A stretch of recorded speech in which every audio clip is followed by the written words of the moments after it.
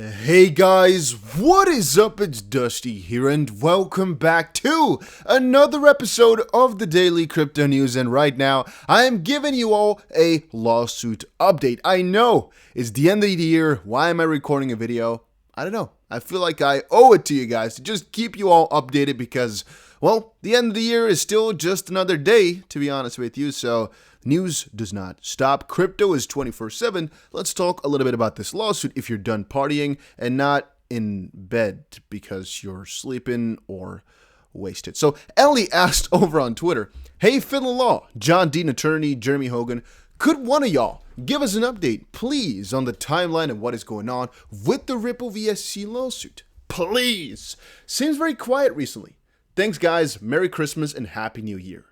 Once more, Happy New Year to all. Just want to quickly say that. Phil Law, however, came in to say, "Nothing to add beyond my 11.8 update and 3-day extension for expert deposition." Meaning, straight the bat here, we did an update a little while ago about everything that's coming up, and really, nothing changed except for the fact that some dates are now in the past. And because nothing really has been added, there's no real reason to give an update here because nothing changed except for one little extension of 3 days, but that's not really worth making an entire new document over.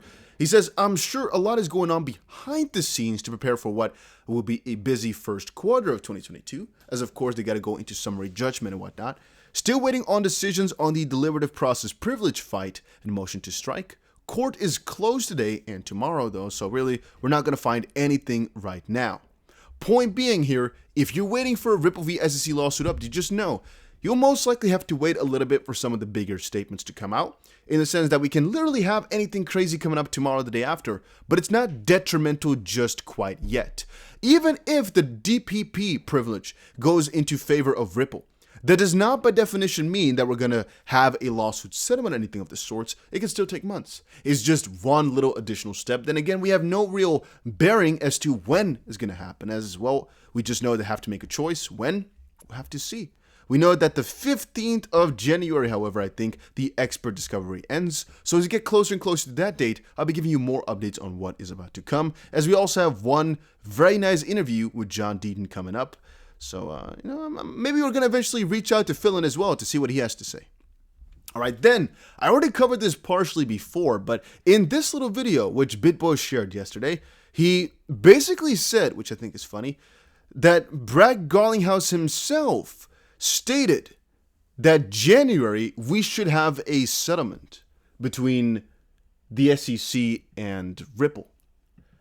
I'm not really sure exactly where he gets these sources from. I mean, even if it's just imaginary, it's peculiar that he can make that stuff up, that his imagination goes that far, because he gets some new dates and some new things which nobody else knows before everybody knows. It's peculiar.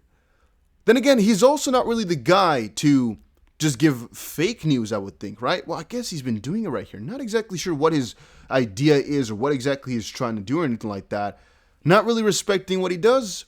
Then again, let's let him be him, if he thinks sharing this news is the nicest thing to do. This guy also says here, "No, BitBoy sharing fake news yet again. Really ought to stop sharing his stretch information. It's a bad look." What Brad did say is that they're looking at the first quarter. Well, specifically what they were talking about is that they're looking to settle on the right conditions as soon as possible, and usually after expert discovery closes, there's a little space/room for negotiation, which again happens in the first quarter of 2022, so it wouldn't be too crazy. But it could also be that he actually set this months prior, where a couple of these extensions have not been put in, and again, a couple months ago, it would have not been too crazy to actually have your papers and whatnot out by this time, so you actually have some more room to negotiate. Now, before we move on with more Ripple lawsuit stuff, I want to quickly let you guys know, Casta right now, if you wanted to get in, as I said before, I recommend everybody to check it out. Link is going to be down below. If you're in a place where you cannot join Bybit, no worries, because it's also going to launch on DEXs, but I've also explained to you all by now, getting into a DEX and buying this coin early is way more difficult, because if you're going to buy it at the start, usually there's a really low chance of getting it really, really cheap, and usually you pay the main price, so I would say be careful with that. But I'm just letting you all know, for the people that are available for using this platform, basically, that it's about to go nuts. So I recommend you guys all to go ahead and check it out if you can, because you'll most likely do really well, but not financial advice. All right, then we had Ripple. And all I want to show you guys this for is to remind everybody that there's a very high probability, and I keep repeating this, that the XRP price will do really well throughout 2020 if this lawsuit gets fixed. I know from a certain perspective, guys, that XRP could already do well, even though they're being sued, yes. But as I also described in some of the videos, like I think yesterday and the day before, right now a lot of people are really shitting on XRP and really just literally putting their doo-doos on top of XRP's head.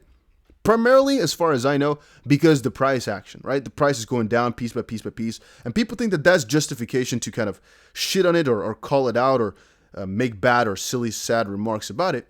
When in reality, as I've called out before as well, the XRP price right now is in one of the most important, I guess, losses, just situations of crypto. And so it's not too crazy that the price is not having the best reactions in comparison to 2017-18 when Bitcoin and whatnot actually did go up in that little time frame. Because I honestly believe the moment that they do get the clarity, oh boy, is it about to get a crazy time. And so, yeah, from that perspective, I'm just patiently waiting it out. I think it's going to be amazing. I honestly and firmly believe in that. And as long as they keep expanding as well in terms of everything that they do and all the volumes and whatnot, I honestly have very, very, very, very, very high expectations for the future of Ripple and XRP. Then we had this. So Melissa said, what coins and tokens should we talk about tonight on Crypto Night in America at 6 p? Take suggestions, and he basically is talking. John Dean does this every time. Maybe CBC should discuss how 62,000 XP holders have joined the fight against the SEC in the most significant security case in 76 years, and the outcome will affect all of crypto. Once more, people are not noticing how important and detrimental this case is going to be for the future of crypto. I really honestly believe it is way more important than people outside of the XP community are noticing. Or I should call it people in crypto that are not really fans of XRP. But once more, I should also remind you that the majority of my crypto influencer friends, who you might watch over on the YouTubes, the majority of them hold XRP, guys, because the majority of them know the risk reward is so good. In 2022, if we get this settlement, the price is most likely going to be going so parabolic that if you're not buying coins before they launch, there's almost no altcoin that's a better investment than this one, if you ask me. All right, let's see what else we had. Crypto Area shared this. Banks, XP was usually called the banker's coin, are highlighting the use of Ripple. It's fast becoming a power brand. A power brand is all about high value, familiarity, and dependability. And here you can basically see here, Bank of Dhofar shared Expert Banking Services. Expert Banking Services, your local banking world. Open your account from any Bank of Dhofar branches across the Sultanate. Competitive rates for remittances using Ripple through Bank Dhofar mobile banking app. The rest is history. The rest is history. Now, one of the guys says, Hopium, Ari, until we start seeing ODL and not RippleNet, no need to get excited, in my opinion. XP usage could be another 5 years away from all we know. Really important thing to say right there is people often say that, make that remark that RippleNet is not huge, it's only ODL. Remember, Ripple's volume, about 25 of RippleNet's volume is ODL, which basically means the more they expand, it's a percentage game, you know? As long as that stays at about 25%, if not higher, then the more partnerships that they get, the more they will get, as there's a domino effect, obviously. But also, the more they get, most likely the more volume is going to be in ODL too, as they, again, basically made it a percentage little thing. And so, even though this specific one might not use XRP, who cares? Because the next one will, and the next one will. And eventually, most likely, these guys will too. And it's just a start, as they basically said, getting one to use XRP. No, RippleNet is the hardest part. Getting to use ODL/XRP is obviously the easier part, as it's hardest to just onboard somebody rather than if you've already given them one solution, to give them another one, which is going to save them even more money, if you guys get my drift. So, yeah, pretty excited about them. Once more, guys, check out down below for Casta. And I had this right here. Just remembering everybody that Keemstar is also an XRP holder. Do they make NFTs on XP Network or whatever? These ETH gas fees are insane. XP would be way cheaper, faster, etc. I still think that the majority of NFTs over on the XRP ledger are just pure on scams. But I must admit, it's a lot more efficient than ETH. I've right now been a little bit involved with Ether, and oh boy, is it stupid expensive. Holy smokes.